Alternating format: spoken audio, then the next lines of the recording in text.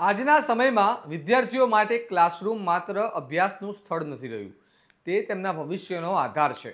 અને આ જ કારણે હાજરી જેવા નિયમો પણ ખૂબ જ મહત્ત્વના માનવામાં આવે છે.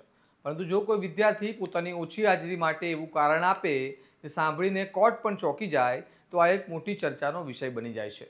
ગુજરાતમાંથી આવી જ એક અજીબોગરીબ ઘટના સામે આવી છે, જ્યાં એક વિદ્યાર્થીએ પોતાની ઓછી હાજરી માટે જંક ફૂડને જવાબદાર ગણાવ્યું છે.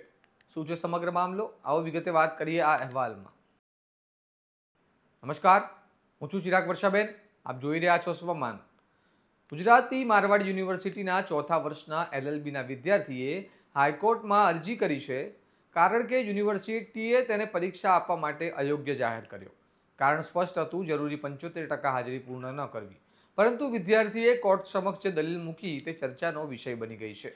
વિદ્યાર્થીએ જણાવ્યું કે તે લાંબા સમય સુધી ક્લાસમાં હાજર રહી શક્યો નથી, કારણ કે તેણે વધુ પ્રમાણમાં જંક ફૂડ જેમ કે પિઝા અને બર્ગર ખાધા હતા, જેના કારણે તે બીમાર પડી ગયો અને આ બીમારીના કારણે તેની હાજરી ઘટી ગઈ. હાઈકોર્ટમાં આ દલીલ રજૂ થતાં જ મામલો રસપ્રદ બની ગયો, કારણ કે સામાન્ય રીતે હાજરીના કેસમાં આવા કારણો ભાગ્યે જ સાંભળવા મળે. હાલ હાઈકોર્ટે દ્વારા કોઈ અંતિમ નિર્ણય આપવામાં આવ્યો નથી, પરંતુ આ મુદ્દે યોગ્ય રીતે વિચારણા કરવાની વાત કરવામાં આવી છે. આ સમગ્ર ઘટના માત્ર એક વિદ્યાર્થીની નથી, પરંતુ શિક્ષણ પ્રણાલી અને વિદ્યાર્થીઓની જવાબદારી બંને પર સવાલ ઊભા કરે છે. એક તરફ યુનિવર્સિટીમાં નિયમો છે જે શિસ્ત જાળવવા માટે જરૂરી છે, અને બીજી તરફ વિદ્યાર્થીની વ્યક્તિગત પરિસ્થિતિ, જેને સંપૂર્ણપણે અવગણવી પણ યોગ્ય નથી. સાથે જ આ કેસ એક મોટો સંદેશ પણ આપે છે.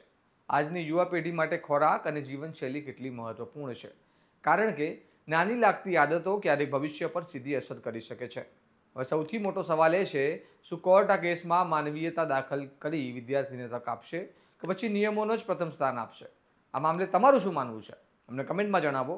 અને આવા જ વિશ્લેષણાત્મક અહેવાલ માટે સ્વમાનની સાથે જોડાયેલા રહો. નમસ્કાર.